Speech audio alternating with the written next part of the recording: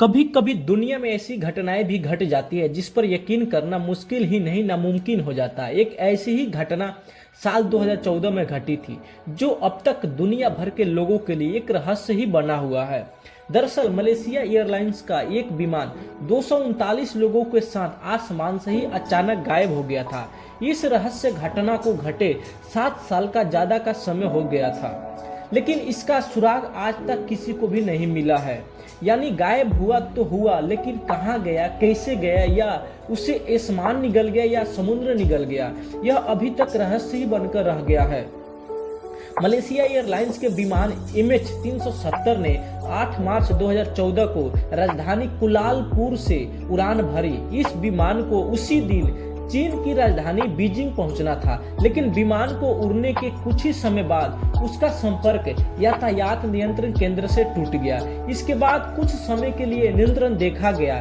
जब इसका विमान का कुछ आता पता नहीं चला तो इसके बाद विमान के गायब होने को लेकर कई तरह की बातें हुई, लेकिन उसका कुछ पता नहीं चला।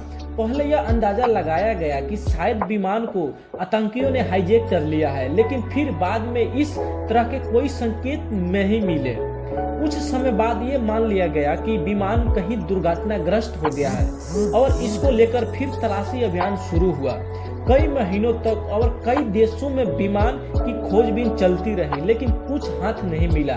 कहते हैं कि 1 लाख वर्ग किलोमीटर से भी ज्यादा के दायरे में विमान की खोजबीन चली, लेकिन जहाज का कुछ पता नहीं चला।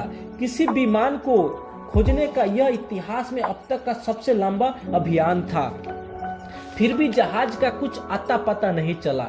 इसमें करोड़ों रुपए खर्च हुए थे। कई दिनों ने भी इस तलाशी अभियान में मलेशिया की मदद भी की थी, फिर भी जहाज को खोजा नहीं जा सका। जानकारी के मुताबिक इस विमान को कुल 239 लोग सवार थे, जिसमें 227 यात्रियों के साथ साथ 12 चालक दल के सदस्य भी शामिल थे। इनमें सबसे ज्यादा संख्या चीन के यात्रियों की थी, उसके बाद मलेशिया के। कहते हैं कि आखिरी बार विमान को हिंद महासागर के ऊपर देखा गया था, लेकिन उसके बाद वो अचानक रडार की पकड़ से बाहर हो गया था। इसके बाद उसका किसी को भी कुछ पता नहीं चला।